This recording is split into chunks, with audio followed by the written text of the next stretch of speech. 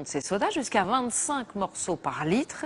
Plus surprenant, il y a aussi des traces infimes d'alcool dans certains colas. Explication Perrine Bonnet, Jean-Jacques Le Garec. Dans le soda, à votre avis, qu'est-ce qu'ils mettent dedans pour fabriquer ces boissons? Oh, beaucoup de choses. on ne sait pas vraiment ce qu'on boit. Je sais pas, j'ai pas d'idée en fait. Du colorant, conservateur, qu'est-ce qu'il peut y encore avoir à l'intérieur? Ouais, plein de produits chimiques on va dire quoi.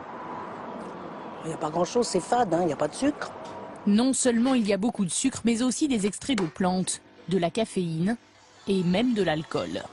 C'est ce que révèle une enquête de 60 millions de consommateurs qui a fait analyser le contenu de 52 sodas.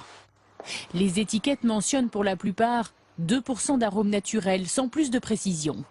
Les scientifiques de 60 millions, eux, ont repéré des extraits de cannelle, de noix de muscade, d'agrumes et de baume du Pérou. C'est une famille de substances chimiques qui sont des terpènes. Et ces terpènes sont potentiellement allergènes. Donc ça peut poser des problèmes, en particulier à des enfants qui développent des allergies. 3 références de cola contiennent aussi des taux de caféine supérieurs à 100 mg par litre. Boire 1 litre de cola revient à boire 2 tasses de café. Enfin, des traces d'alcool ont été trouvées dans 10 marques de soda.